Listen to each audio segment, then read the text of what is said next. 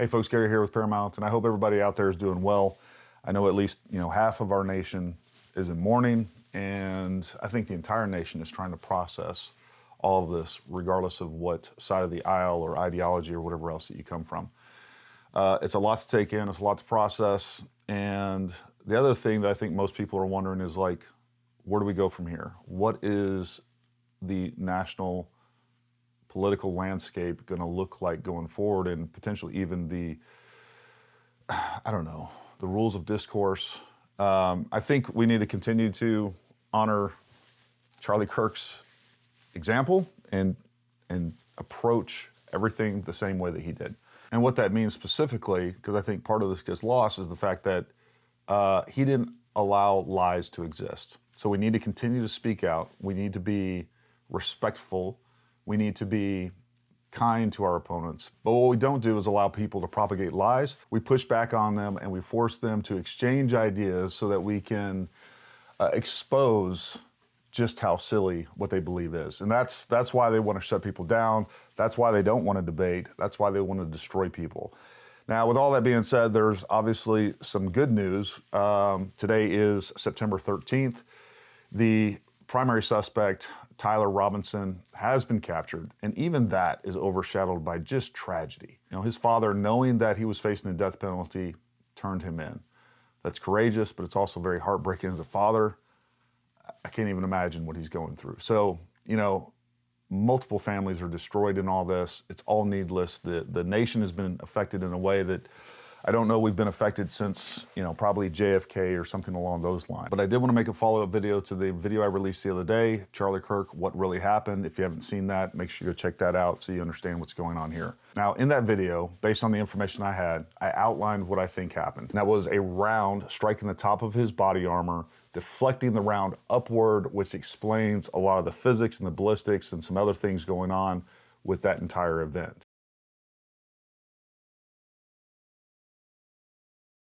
Now, several hours after I posted that video, several people were sending me pictures like this one right here. Now, as you can see here, it clearly shows the outline of Charlie's nipple, and that presents a problem with the idea that he is wearing some sort of body armor. As a matter of fact, I was receiving these pictures just moments before we were doing a live stream to discuss some of these things, and I showed everybody this picture, and I said, hey, look, you know what?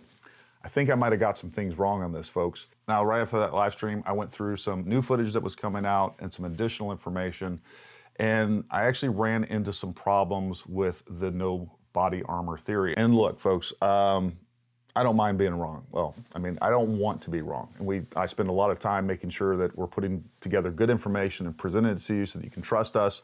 I'm not going to let my ego get in the way of integrity on this channel. That's the intent here, right? So if I am wrong, I will happily come out and say it and correct the record and give you the most up-to-date information that we possibly can. But as I started looking at some of these pictures, there were some problems that presented, and I just want to kind of show you those issues that I ran into, and you can tell me what you think down in the comments. First problem that I ran into is I don't know where these pictures came from, or at least when those pictures came from.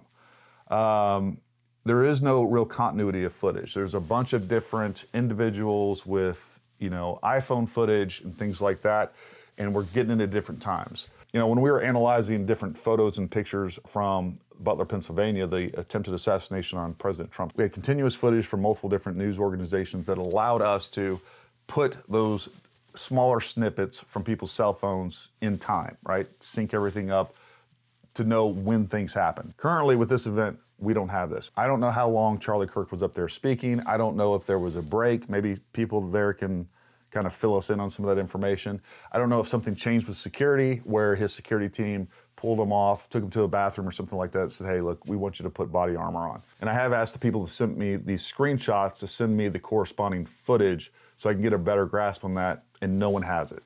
And that's an issue too, because what I can tell you is that this is either a picture and or video footage that I can't find anywhere. And it is clearly a completely different perspective than the footage that most of us have seen, this one. You can see right here, this is a screenshot not even a second before he shot. Not only is the person that whoever took this picture or the video footage much closer to Charlie, it is clearly much further to his right, all right, or as the viewer's left.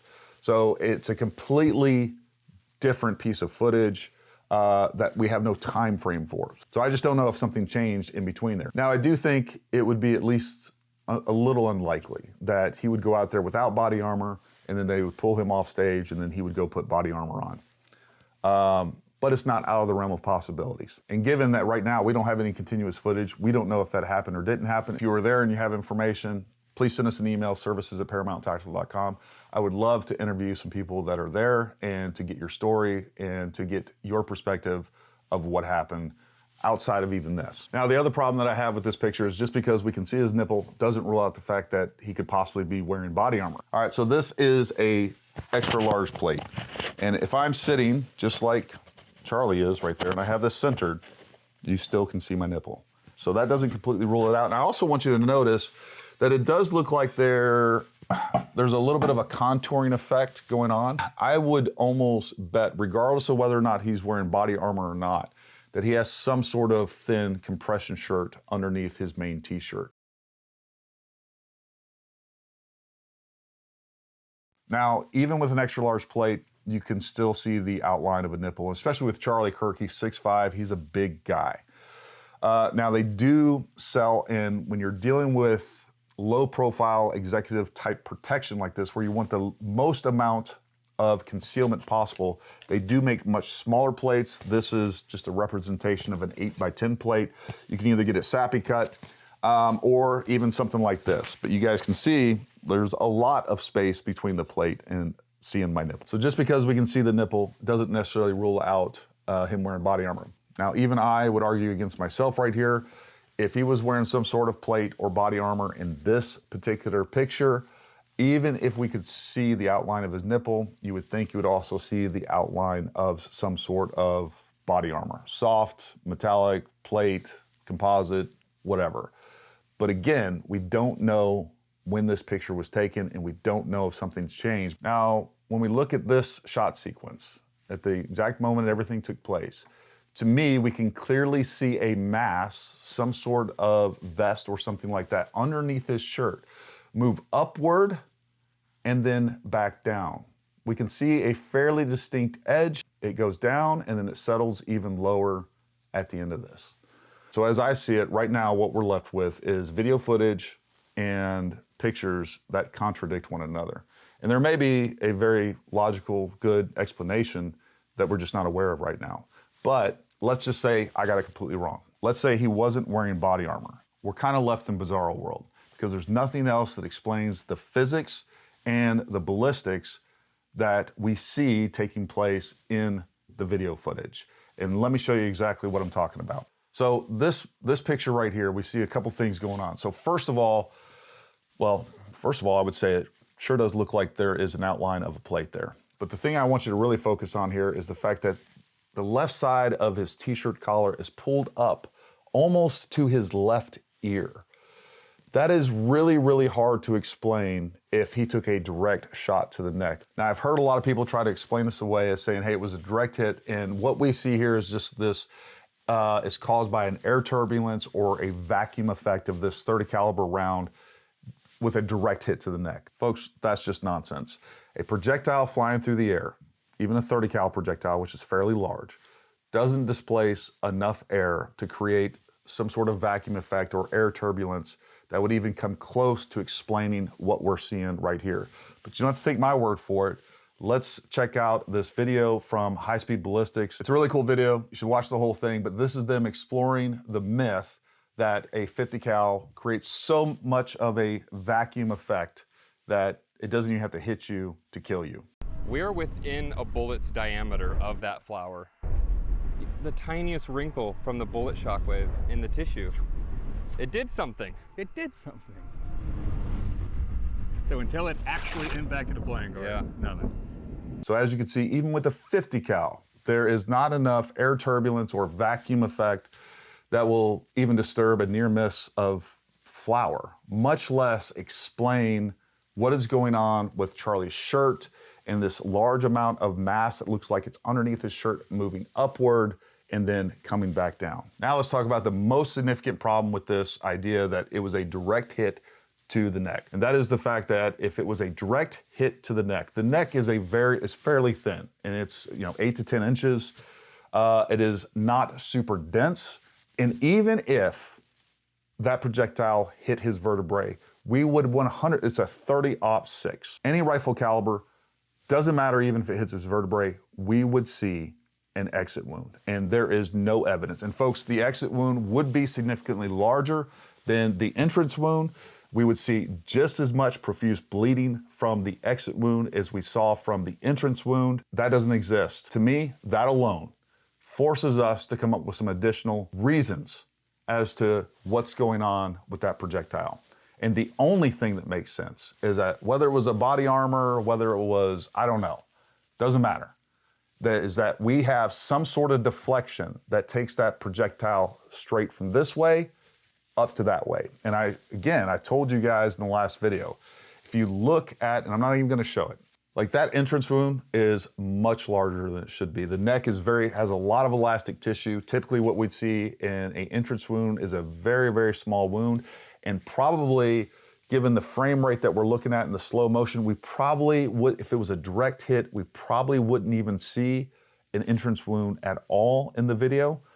But it opens up very large, very quick, and of course we have extremely profuse bleeding coming from his neck. But I do believe the reason that we have such a large entrance wound is because we have a projectile that hits something, is deformed, is deflected upward, possibly even fragmented, and then we have a much more angular entrance like this, which makes the wound larger.